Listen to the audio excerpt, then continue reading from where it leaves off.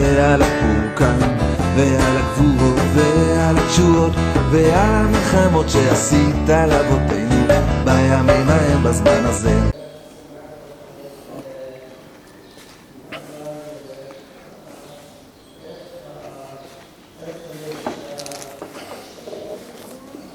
Les amis, donc Tov, toutes les présentations de la prière de Rabbi Nachman. On va parler d'Eretz Israël, comme c'est connu. Rabbi Nachman dit que l'endroit de sa tombe, ici, c'est la racine d'Eretz Israël. Il n'active בסוף ספר פרשת דברים, c'est écrit à la fin du Sefer Dvarim, הוא הנלחם לכם ויתחנן להשם. C'est écrit Hachem, il fait la guerre pour vous. ויתחנן להשם, משה רבנו, il a supplié à Kadosh Baruch Hu. יש לומר, אף שהתפילות שהתפלל משה רבנו עליו השלום, שייכנס לארץ ישראל, נתקבלו עבורו. Bien que maintenant les prières qu'il a faites Moshe Rabbeinu pour rentrer en Eretz Israël, elles n'ont pas été reçues pour lui, c'est-à-dire il n'a pas réussi avec ses prières à rentrer. Im kol ze ho'ilu ledorot habaim, malgré ça, ça a servi pour les générations à venir. Im kol ze ho'ilu ledorot habaim, bifrat legveta d'mshicha sheyeh ador shafel, particulièrement avant Mashiach, que ça sera une génération très basse.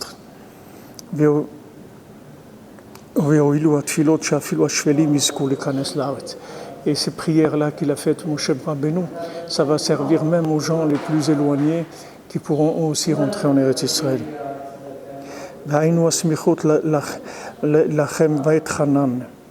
C'est pour ça que c'est écrit Lachem et Vaetranan, pour vous, et il a prié. C'est-à-dire, il a prié pour qui? Pour vous. Qui c'est vous? Vous qui êtes à la fin des temps, qui êtes faibles, c'est pour vous qu'il a prié. Que les prières qu'il a faites à ce moment-là, c'est pour vous qu'il les a faites.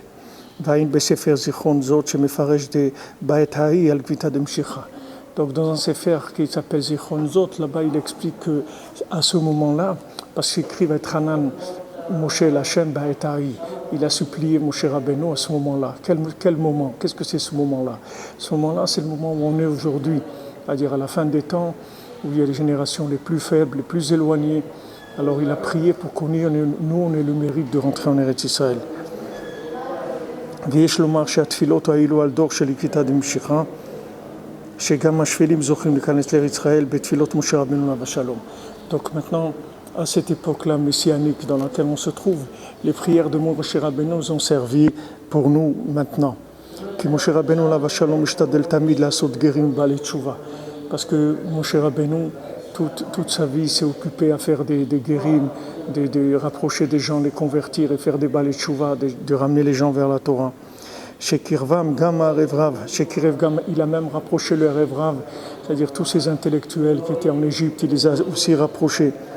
Av sheroim keshiot etzlam, bien qu'on voit que c'est dur chez eux, il y a des choses dures, c'est-à-dire qu'ils n'arrivent pas vraiment, comme on dit, à tout lâcher, à s'engager. Im kol ze מי יודע לו לזאת ההתעוררות של הארץ היכן היו עומדים בחוץ. Maintenant, on voit que ces gens-là, ils viennent en Eretz Israël. Et pourtant, c'est dur pour eux. Ils ne sont pas engagés comme il faut. Ils sont loin de la Torah, etc. Il dit, qu'est-ce qu'ils auraient été s'ils n'étaient pas en Eretz Israël? Kikimat natu raglam, parce que c'est des gens que leurs pieds ils vont presque tomber. C'est-à-dire, c'est des gens, ils tiennent à peine debout. Qu'est-ce qu'ils auraient fait en dehors d'Eretz Israël? אבל עתה הם בכלל אמונת ישראל, ויוכל להיות שיזכו כולם על ידי זה לתשובת שלמה מלכי רצון. Et maintenant, comme ils font partie de la Emouna, puisqu'ils vivent en Eretz Israël, alors peut-être ça va faire qu'ils auront le mérite de tous de faire tchouva. Amen, Amen, que ce soit volonté d'Hachem. On a trouvé qui est écrit dans le Talmud de Avodah Zara, Tachazé ma ben ganve Bavel et l'istim d'Eretz Israël. Regarde qu'est-ce qu'il y a entre les voleurs de Bavel et les voleurs d'Eretz Israël. Afal pishestam listim purutzim beganavim. Bien que quand on dit le mot listim, ça veut dire c'est plus grave que le mot ganav. Pour pour te donner les louanges d'Eretz Israël. C'est-à-dire que même un voleur d'Eretz Israël, il est beaucoup mieux que le même voleur en dehors d'Eretz Israël. Yesh lefaresh mamam chazal ktubot amar Rabbi Elazar.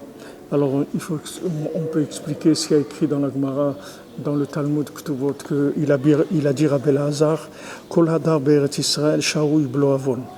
Tout celui qui vit en Eretz Israël, il vit sans faute, sans avérote. Sheneemar ubal yomar shachen chaliti ha'am hayoshev ba nasor avon. Que personne ne dise que le peuple qui est en Eretz Israël il est tombé en malade, parce qu'en Eretz Israël, il n'y a personne qui a le poids des avérotes. Amar le Rabba le Ravashi anan besovle cholai matnitim. Là, alors, le rabbin, il a dit à Ravashi, moi je parlais des gens qui étaient déjà malades. Yesh lomar de shnei hadrashot olot b'kaneh echad. Alors on peut dire que les deux explications, c'est la même chose. Si quelqu'un vient en Eretz Israël et quand il est venu habiter en Eretz Israël, il est tombé malade, chas v'shalom, il ne faut pas qu'il imagine que chas v'shalom, qu'il est venu en Eretz Israël, c'est pour ça qu'il est tombé malade. Parce qu'au contraire, celui qui habite en Eretz Israël, il n'a pas d'avérote sur lui.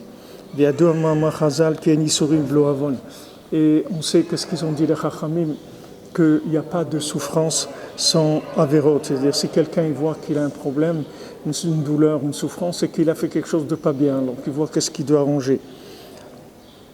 Alors bien qu'on voit qu'il n'y a pas de souffrance sans faute, il ne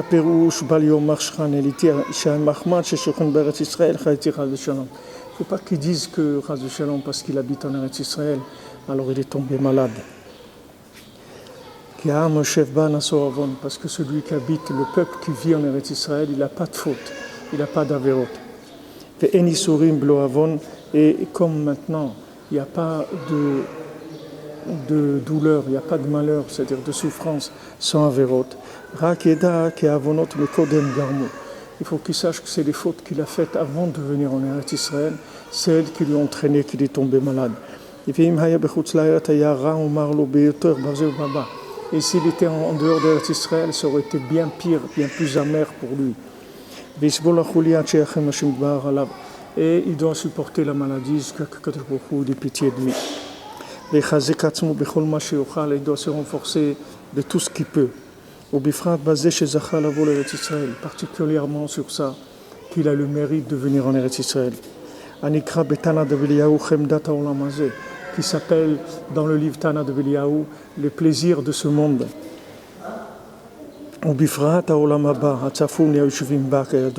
Et particulièrement le monde futur qui est réservé pour ceux qui habitent en Eretz Israël. Et le monde futur, c'est ça le principal. Quand ils disent nos chachamim que ce monde-là dans lequel on se trouve, il ressemble à un couloir. C'est-à-dire c'est un couloir pour aller vers le monde futur. Donc quelqu'un qui vit en Eretz Israël, il est garanti qu'il a une part au monde futur, puisque la terre, elle va lui donner la Emouna, elle va lui permettre de se purifier, et donc c'est sûr qu'il va avoir part au monde futur. Donc bon, Hachem, n'importe comment que quelqu'un y soit, il doit savoir qu'en Eretz Israël, ce sera beaucoup mieux pour lui que n'importe où il pourrait se trouver dans le monde.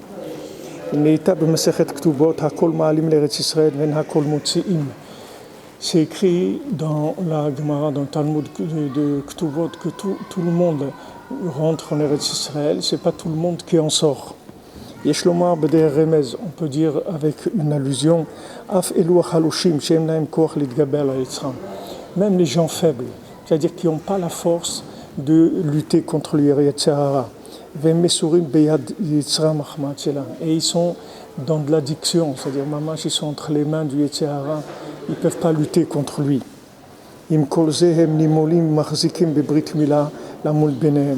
Malgré ça, le fait qu'ils ont fait la Brit Mila, et ils font la Brit Mila, la circoncision à leurs enfants, Kanira Berkouch, comme on voit ça physiquement, même des gens qui ne sont pas religieux et tout font la Brit Mila en Eretz Israël.